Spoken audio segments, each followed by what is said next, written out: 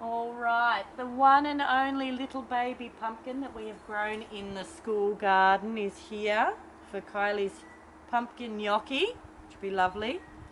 I can't remember which variety this is, but importantly, when you take your pumpkins off, leave them with a bit of a stalk. If there's any rot, it will take longer to travel down into the pumpkin, so it's better to leave a stem on that. What else do we need? Potatoes. Now in our garden we have a few sages. We have the purple sage, there are variegated sages. There is the teeth brushing sage that everybody loves. I call them all ornamental. I think they're beautiful, they look good, but when we're talking about culinary sage, there is only one, and that is this poor little fella here. And usually they're not this small, it's just regrowing. But it's a finer leaf. It has the best flavour, I think, out of all the sages. So that would be the official one. Try to dig up some of this purple potato. Let's see. There will be some. There will be. So we've gotten out quite a few of our purple potatoes. Some big ones, lots of little ones, but that's okay. I was saying Kylie's very good at working with all our small fiddly produce. I'm going to give these a wash and they're going to look really beautiful. Hey everybody, welcome back to Callista Quarantine Kitchen. This week we are going to cook pumpkin and potato gnocchi with crispy sage butter. Please remember to always cook with an adult supervising you. So I have already prepared some of the ingredients today because I'm sure you all know how to peel and cut up potatoes and pumpkin. The recipe that I'm putting up is for 250 grams of each, but as you all know, I have a large family, so I am doubling the recipe tonight. I have half a kilo of pumpkin from the garden and half a kilo of potatoes that have been peeled and cut up. I have some white potatoes in there, but mostly purple potatoes from the school kitchen. And I'm thinking that once this all gets mashed together, it will be maybe a kind of pink colour, so that could be quite exciting. So the first thing I'm going to do is put the potatoes into a pot of water and put them on the stove to boil. I'll boil them with a little bit of salt for about 30 minutes, and then I shall put these in the oven, but I'll show you how I'll do that in a second.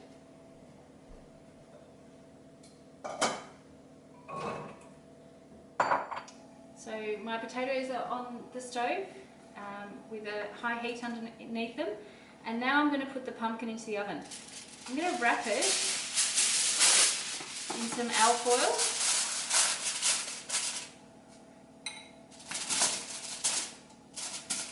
Because I kind of want to bake it, but I don't want it to dry out and I don't want it to get soggy, so I can't put it in water. So I'm just going to put it in the oven with a teaspoon of water and a teaspoon of olive oil, and the oven is preheated to 180 degrees. So I'll cover that over.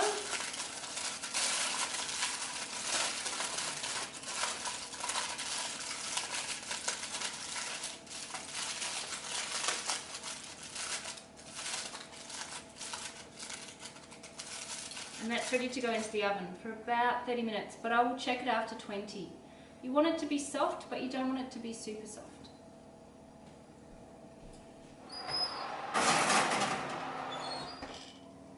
So the potatoes have been cooking for only 20 minutes. They boiled. They were cut quite small, so they've become soft enough. I'm going to take them off the stove and drain them in a colander, and then I'm actually going to let them sit in the colander to cool a little and to dry out. So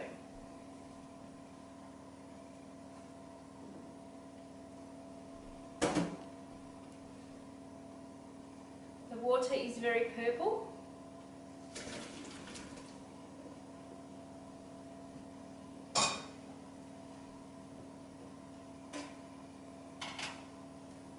potatoes are ready to go. We still need to wait for 10 to 15 minutes for our pumpkin, so back in a minute. Okay, so our pumpkin has been in the oven for almost exactly 30 minutes and it's nice and soft and ready to use. So I'm going to take it out, I'm going to put it into this bowl, and I'm going to put our potatoes that have been drying out in this bowl as well. So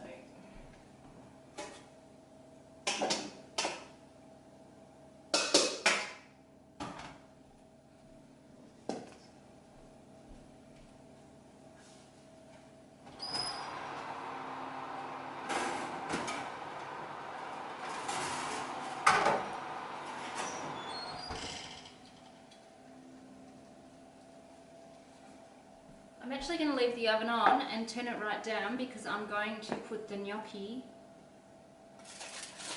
back into the oven in a warmed dish to dry out a little bit after we have boiled it. So be very careful when you're opening this, it's super steamy.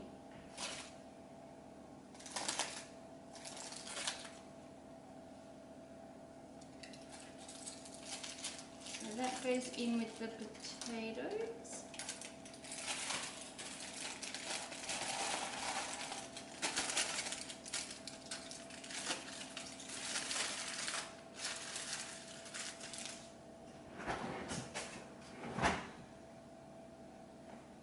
And I'll pop this back in the oven because we'll put our gnocchi back into it.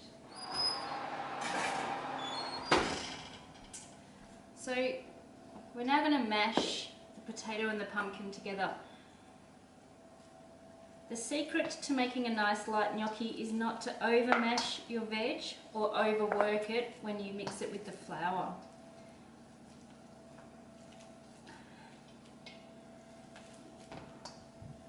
So I want this smooth, but I don't really want it to be glug.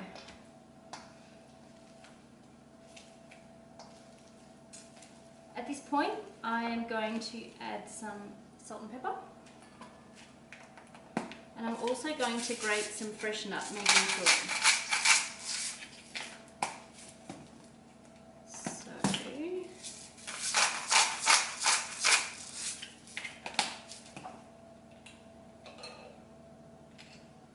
I have a whole nutmeg. Yep. And I think the recipe calls for about a teaspoon, but I don't think you can have too much. It's so delicious with the pumpkin. And we have doubled the recipe, so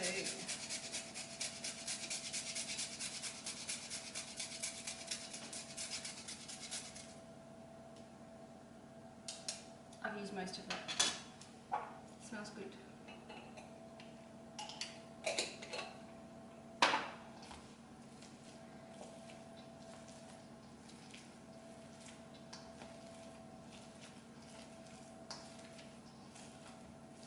It is going to be a very interesting colour. Okay, I'm going to let that cool down a bit because it's going to burn my fingers if I try and work with it. I'm going to measure out the flour. So as I have doubled this recipe, I'm going to use 320 grams. It may not be enough. You always have to be a little bit versatile and kind of roll with the punches with this recipe.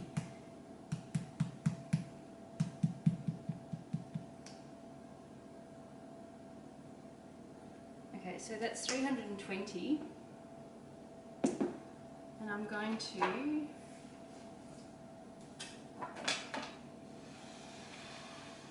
empty it onto my clean bench.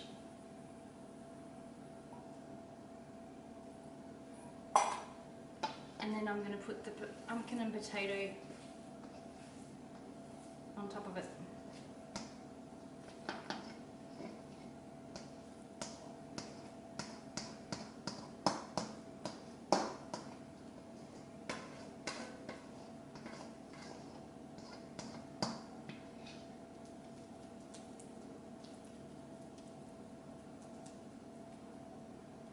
I'm actually going to let that cool down for a minute or two because otherwise I'm going to burn my fingers. Okay, so it's cooled down a little bit. I'm going to start working it. As you're working with it, you want to combine the flour and the potato and pumpkin, but you don't want to overwork it because the starch will become really, what's the word? Stiff, I think. So you want to try and be as light as you possibly can. It's still quite warm.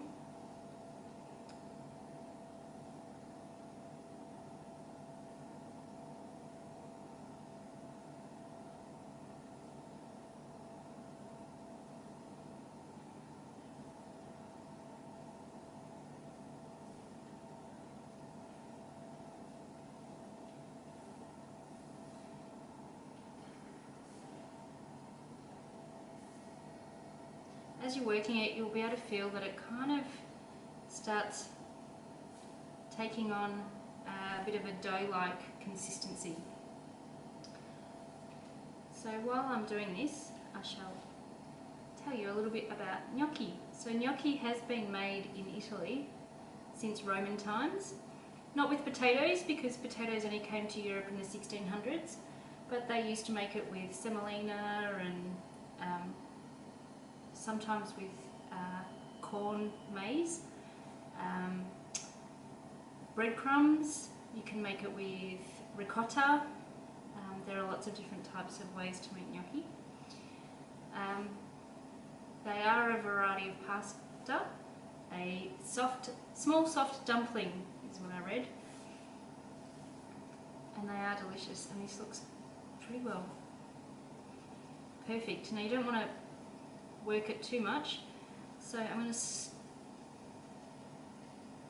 stop there and break a piece off, and then you have to hark back to your kindergarten days and roll it like you would a Play-Doh snake. If you splay your fingers really well and try and keep a very small amount of pressure on the gnocchi, it will come out like this, which is kind of how you want it. And then you're going to cut it with a knife that I haven't grabbed yet into small bite-sized pieces. So through the magic of YouTube video, I now have a knife, and I'm going to cut these into bite-sized pieces. This is your gnocchi. So once it's cut up, you want to make sure that you've got a little bit of flour underneath each piece. You don't want it to stick to the bench. It is quite sticky. I'm going to go through and roll the rest of it, and then we will come back and have a look at how to cook it in the boiling water. So I have a pot of salted boiling water on the stove ready to go. So I finished rolling out all of the gnocchi. Here's my boiling water. I'm going to carefully place them in the water on a slotted spoon, just a couple at a time, and I'm not going to put too many in at once. So I don't want to overcrowd the pot because they'll stick together. And they don't take very long to cook. So the way that you can tell that they're cooked is when they rise to the surface of the water and start floating.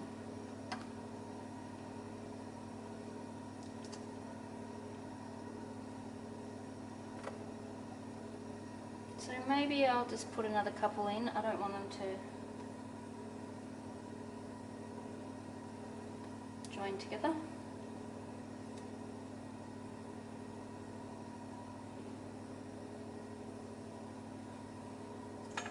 And while we're waiting for them to cook, I'm going to take my tray out of the oven and put it up here because we're going to put our gnocchi into the tray once it's risen to the surface. I don't have anything in the tray, It's a non-stick surface, so it will be fine.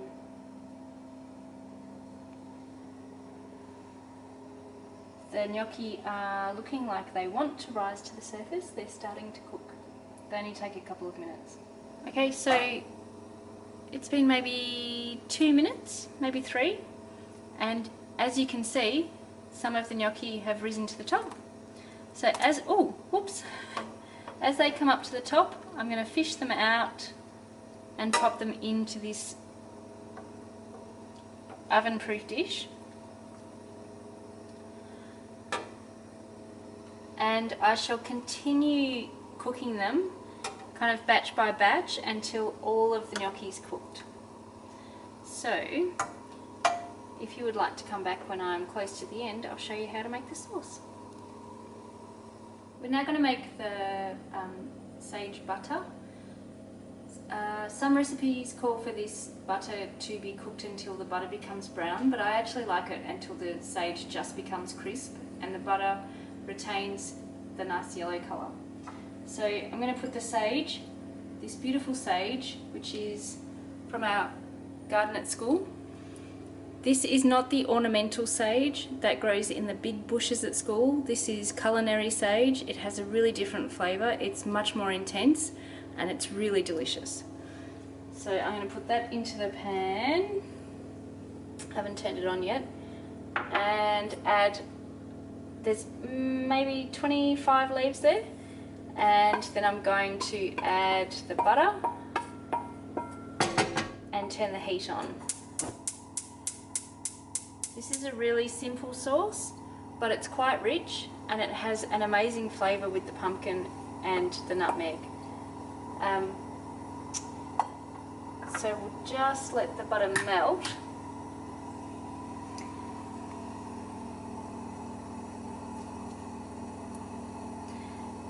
And then you'll see as the butter starts to kind of heat up, the sage leaves become really crisp. So this is a very simple recipe. If you don't like the idea of putting a lot of butter onto your gnocchi, you could certainly make it with a different type of sauce. I love gnocchi with pesto, especially with mushrooms through it, and maybe some chilli. Gnocchi is really, really yummy with a tomato-based sauce. If you are wanting to make this recipe vegan, you could use Nuttelex instead of butter, or just use a vegetable-based sauce. As you can see, once it starts kind of getting going, it doesn't take very long.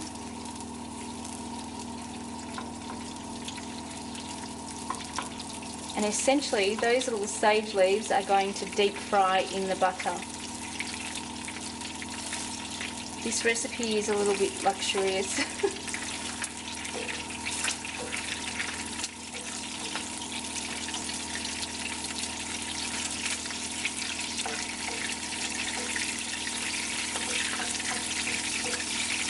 Just be careful, it'll start spitting a little bit.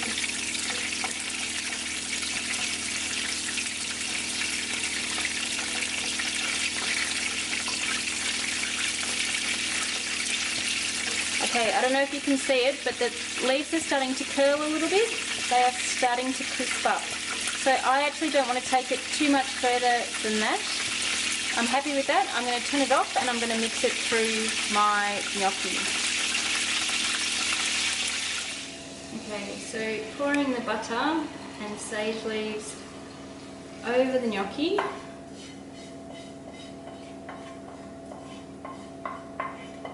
It smells amazing.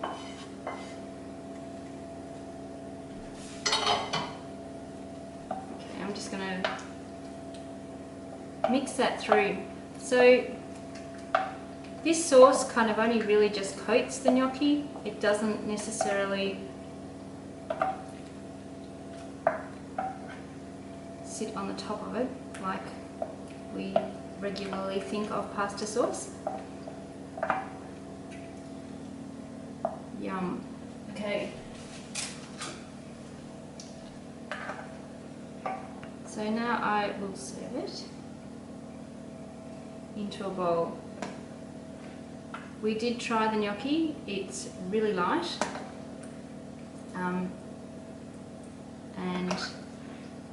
very, very tasty, and I know that it will be delicious with this sauce. So it's quite filling, you don't need a huge amount. I'd serve it like this with a nice sprinkle of Parmesan cheese,